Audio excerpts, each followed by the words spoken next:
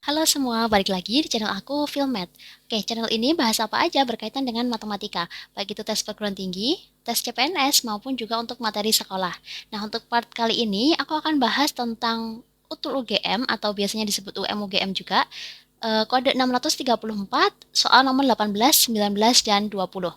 Oke, langsung aja sebelum ke dalam pembahasannya, silakan teman-teman untuk like, comment, share, dan subscribe terlebih dahulu, oke? Oke, langsung aja kita bahas soal nomor 18. Di sini ada soal jika P kuadrat plus 4 log P plus 1 sama dengan 2 log 5 dibagi 3 log akar 5 dikali 2 log 81, maka 4P kuadrat sama dengan bla bla bla. Oke, kalau soalnya kayak gini kita butuh sifat dasar logaritma. Kalau misalkan ada bentuk A log B sama dengan C, maka bisa kita tulis A pangkat C sama dengan B. Itu sifat yang pertama yang akan kita gunakan. Kemudian yang kedua, kalau misalkan kita punya bentuk A log B pangkat N, ini bisa kita tulis dengan N dikalikan A log B. Nah, kemudian sifat yang ketiga, di sini yang akan kita pakai adalah, misalkan kita punya bentuk A log B dikali B log C, itu nilainya akan sama dengan A log C. Jadi B-nya ini bisa kita coret gini. Nah, kita akan pakai 3 syarat ini. Teman-teman boleh pause dulu videonya untuk mencoba mengerjakan terlebih dahulu. Oke, sekarang akan kita hitung sisi yang dibentuk. Kanannya sama dengan terlebih dahulu. Di sini ada bentuk 2 log 5 dibagi 3 log akar 5. Akar 5 itu sama artinya kayak 5 pangkat setengah. Maka tak tulis 5 pangkat setengah. Kemudian dikalikan 2 log 81. Bisa kita tulis 2 log 81 itu sama dengan 3 pangkat 4. Nah, kayak gini.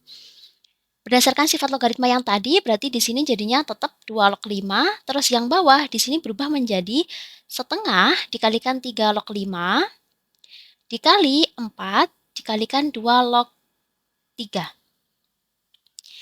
Nah, kalau sudah kayak gini, di sini bisa kita coret-coret. Ini ada setengah, ini ada 4, maka bisa kita sederhanain.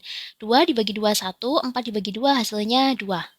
Nah, kemudian ini ada basis 3, ini ada log 3, maka bisa kita coret. Nah, sehingga hasil sisanya itu tinggal 2 log 5 dibagi 2 kali sisanya tadi. Ini ada 2 log 5, berarti di sini 2 log 5. Nah, karena ini sama-sama 2 log 5-nya, maka bisa kita ilangin. Sehingga hasilnya tinggal sama dengan 1/2.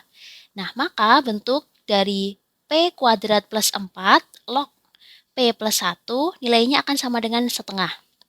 Nah, dari sifat dasar yang pertama tadi, dari yang ini, maka bisa kita tulis P kuadrat plus 4 pangkat setengah, itu akan sama dengan P plus 1. Nah, buat ngilangin pangkat setengahnya, maka masing-masing bisa kita kuadratkan. Ini kita kuadratkan, di sini juga kita kuadratkan. Maka hasilnya akan sama dengan, ini kalau dikuadratin berarti kuadratnya hilang, pangkat setengahnya hilang. Tinggal P kuadrat plus 4. Nah, P plus 1 kalau dikuadratin hasilnya P kuadrat plus 2P plus 1. Nah, karena di sini sama-sama P kuadratnya, maka bisa kita ilangin, bisa kita coret. Sehingga di sini tinggal 2P plus 1 sama dengan 4. Nah, kalau kita pindah ruas, berarti nilai 2P-nya sama dengan 4 min 1 atau 2P-nya sama dengan 3. Sehingga nilai P-nya sama dengan 3/2. Nah, karena yang dicari adalah nilai 4P kuadrat, maka nilainya 4 dikalikan 3/2 dikali 3/2. Atau hasilnya akan sama dengan 9. Karena di sini bisa kita coret 2 kali 2 itu sama dengan 4. Maka hasilnya tinggal 3 kali 3 atau 9. Nah, sehingga jawaban yang tepat dalam soal ini adalah yang do. Oke, kita lanjutin ke soal berikutnya. Di sini ada soal jika P dan Q merupakan akar-akar persamaan kuadrat X kuadrat min 7X plus 1 sama dengan 0, maka persamaan yang akar-akarnya akar P plus akar Q dan P kuadrat plus Q kuadrat adalah bla bla bla. Oke, kalau soalnya kayak gini kita butuh rumus X1 ditambah X2, atau di sini kita misalin P plus Q, nilainya itu sama dengan min B per A. Nah, kemudian kalau mencari X1 dikali X2, atau di sini dimisalkan P kali Q, nilainya adalah C per A. Nah, di sini ada persamaan kuadrat X kuadrat min 7X plus 1 sama dengan 0.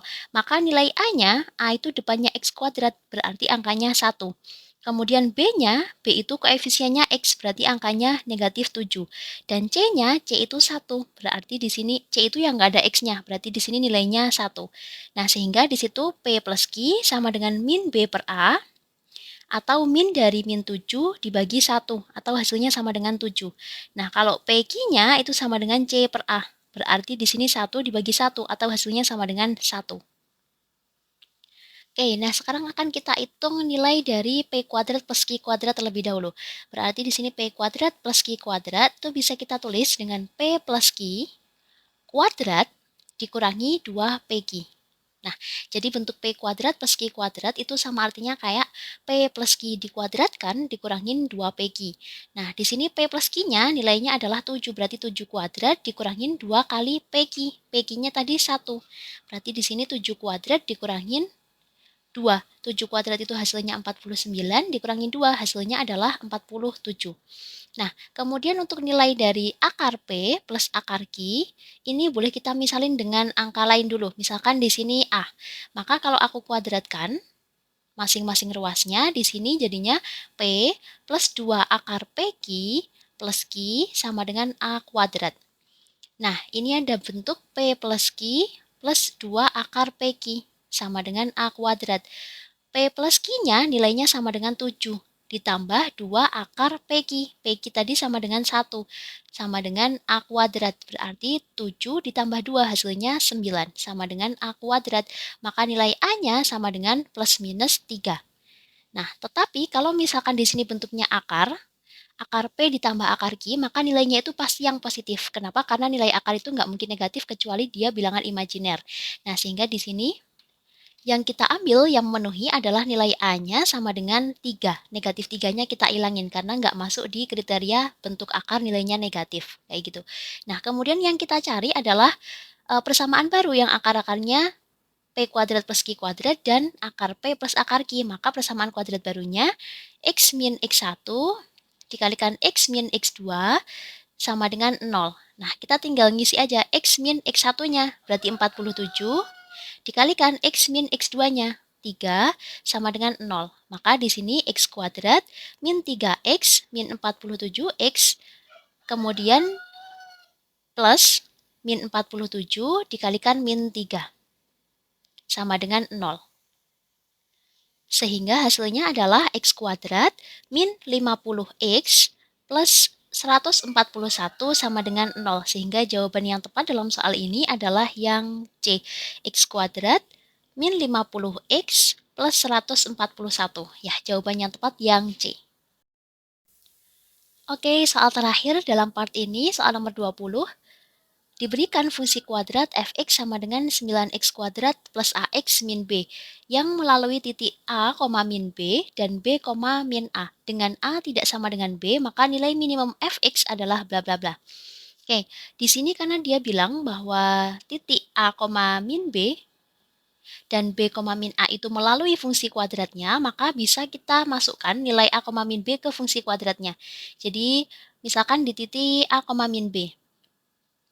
Maka bisa kita tulis X-nya itu dengan A, Y-nya itu dengan min B. Nah, fungsi kuadratnya tadi bentuknya adalah Y sama dengan 9X kuadrat plus AX min B.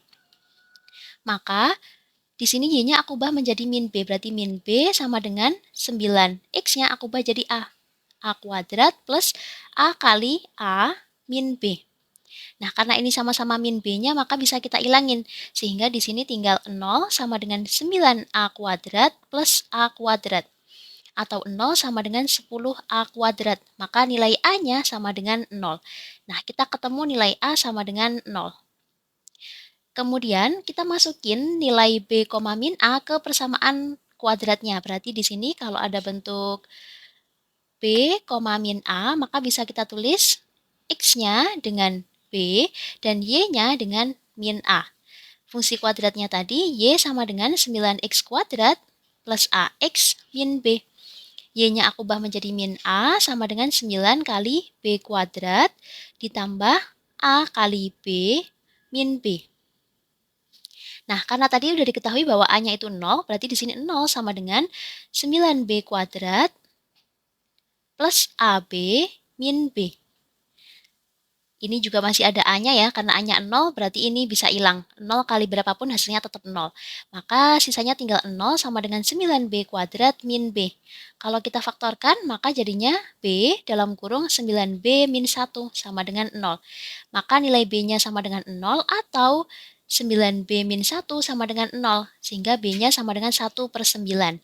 Nah, kalau misalkan kita mau mengambil B sama dengan 0, maka nanti nilai A sama dengan B, sedangkan di sini mintanya A tidak sama dengan B, berarti dia tidak memenuhi.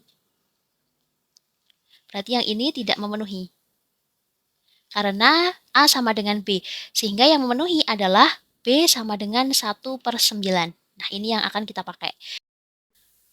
Oke, kemudian di sini yang dicari adalah nilai minimumnya, berarti dari fungsi f(x) sama dengan 9x kuadrat plus ax min b, ini harus kita turunkan terlebih dahulu. Berarti turunannya atau f aksen x-nya itu sama dengan 18x plus a.